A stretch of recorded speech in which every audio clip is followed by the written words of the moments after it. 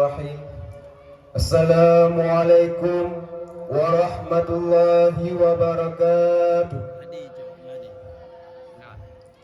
Alhamdulillah, alhamdulillahi rabbil alamin.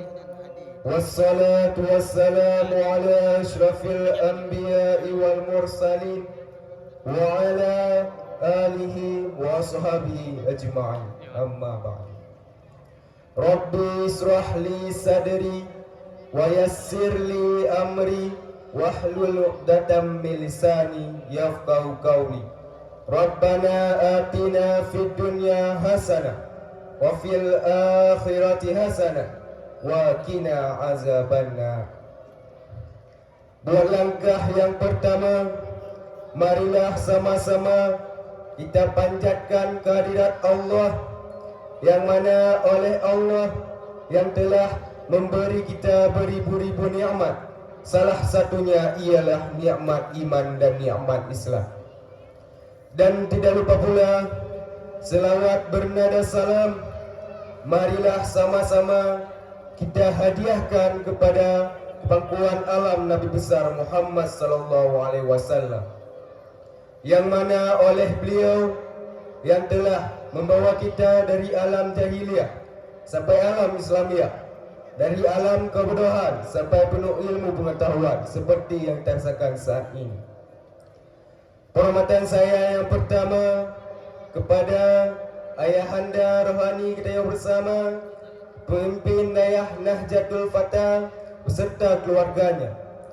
Dan penghormatan saya yang selanjutnya kepada Dewan Juri dan Dewan Hakim yang menilai saya baik dan adil.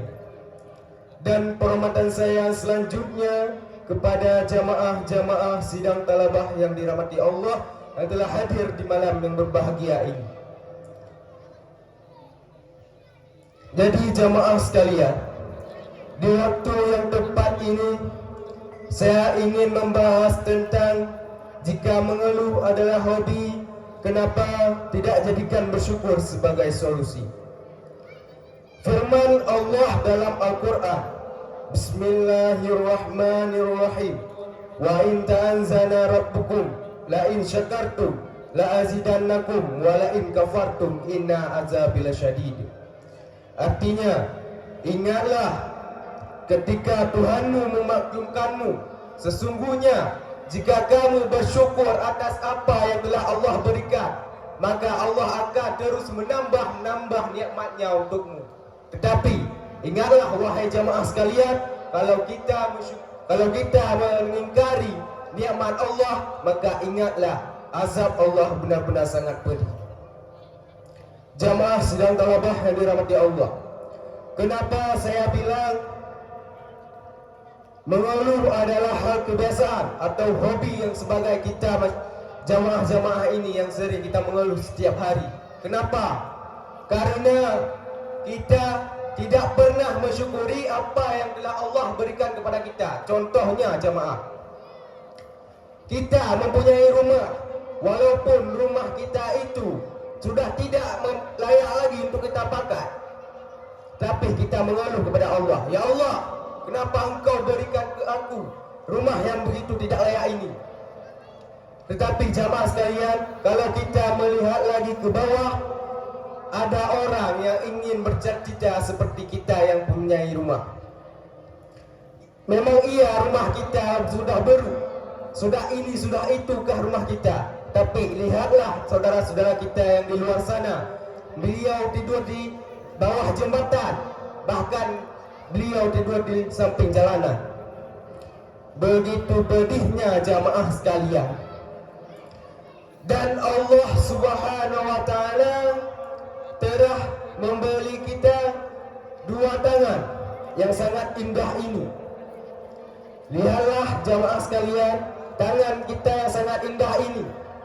Dengan tangan kita dapat membuat sesuatu. Dengan tangan kita bisa bekerja. Dengan tangan ini kita bisa mengangkat barang. Tetapi kita tetap mengeluh kepada Allah, seakan-akan kita tidak mendapatkan kenikmatan suatu apapun. Tetapi jamaah sekalian, lihatlah orang lain yang tidak mempunyai mempunyai tangan. Begitu susah payahnya mereka. Jangankan kita bilang kerja, makan pun beliau tidak mampu karena tidak mempunyai tangan. Bahkan sangat pedihnya, beliau harus makan memakai kaki. Lihatlah jamaah sekalian, begitu pedihnya. Kalau memang kaki kita ini suci, okeylah jamaah sekalian kita makan. Tapi kalau kaki kita ini mencemekam, apalah daya kita lah. Harus makan kita walaupun begitu, karena terpaksa kita harus makan. Gak makan mati, kalau makan tersiksa kita. Makanya dengan tangan yang sangat indah ini, kita harus bersyukur kepada Allah. Kita mengucapkan Alhamdulillah kepada Allah. Bahkan Nabi pun bersabda, lihatlah kamu ke bawah, jangan kamu melihat ke atas. Karena apa? Karena kalau kita melihat ke atas, kita serba kekurangan. Tapi lihatlah ke bawah. Nabi tidak melarang kita untuk tidak melihat ke atas.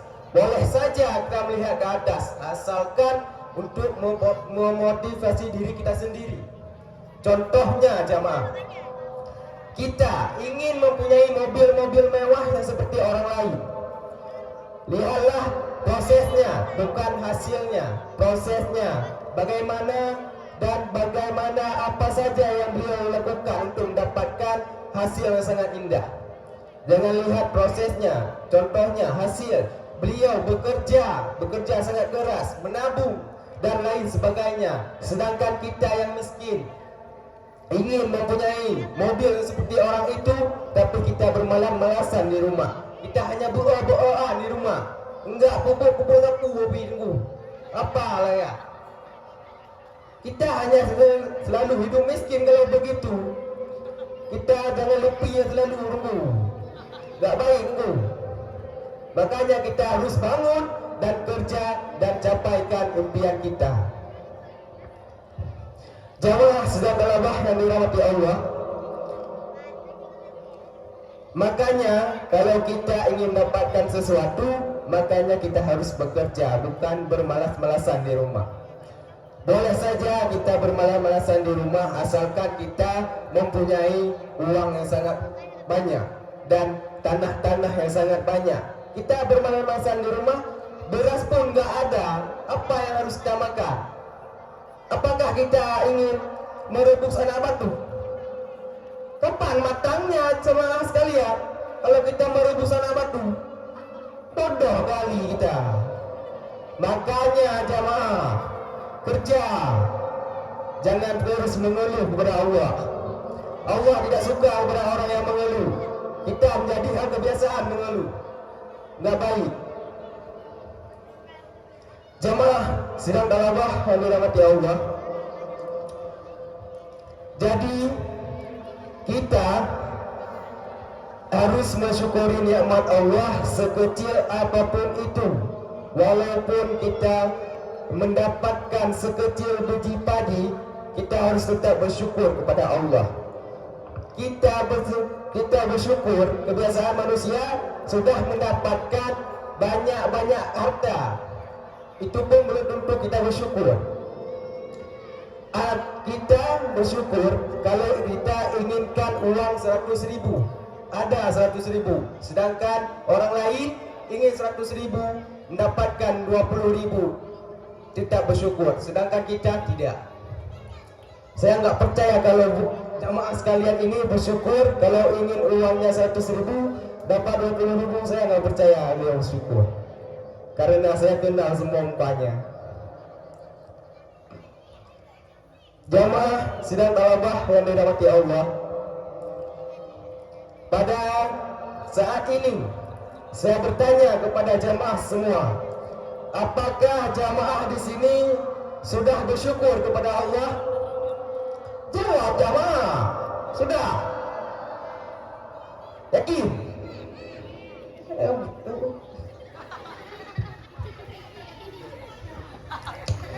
Jamaah, kalau memang kita sudah bersyukur malam ini, apa yang kita harus ucapkan? Alhamdulillah. Ya. Subhanahu wa taala berfirman kepada dalam Al-Qur'an. Surat An-Nahl ayat ke-14.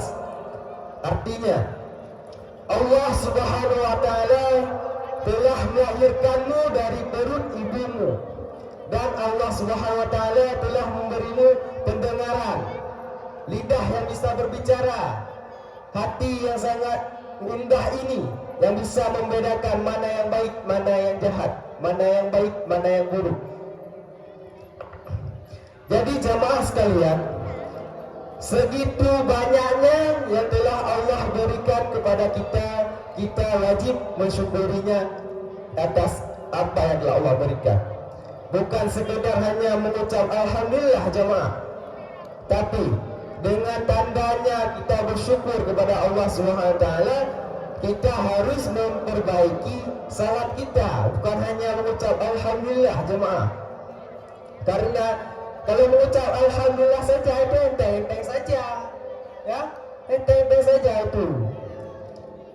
Jadi jemaah harus memperbaiki salat kita agar kita mensyukuri nikmat Allah. Itu tanda-tanda kita mensyukuri nikmat Allah. Jangan saja mengandalkan kata alhamdulillah. Buat apa kata alhamdulillah kalau enggak memperbaiki salatnya? Salat kadang ada, kadang enggak, kadang-kadang enggak. Jamaah sekalian, contohnya kita ini memang sangat-sangat indah yang telah Allah ciptakan kepada kita. Allah Subhanahu wa taala telah memberi kita keluarga yang sangat indah, telah memberi kita kendaraan-kendaraan yang sangat-sangat indah, walaupun itu sepeda, kita harus mensyukurinya. Tetapi banyak orang yang mempunyai sepeda itu tidak bersyukur. Karena apa? Karena beliau kalau melihat di jalan, lihat orang lain yang punya motor, pasti beliau berkata, "Ya Allah, kenapa aku tidak mempunyai motor seperti orang lain? Aku sangat capek, saya kelelahan untuk mendayung sepeda. Bukan enak dayung sepeda, jemaah sekalian. Lihatlah, dari kampung halaman saya, Mentang Payang, ke sini, setara 1 jam lah kita dayung sepeda. Ya, bukan enak kali, nggak enak. Jangankan kita bilang malam, jangankan kita bilang hari, malam pun kita tetap kecapean. Karena apa? Lihatlah kita ruh kita nyo tunggu, ruh kita nyo. Baiklah dalam tiap dalam apa di bawah pergi ada bocor tangannya. Karenanya ada orang tunggu, bahkan tamlake Allah Subhanahu wa taala bina ada yang dia. Ngabai head berkecuk tangan. Kambuk mangan kecuk tangan.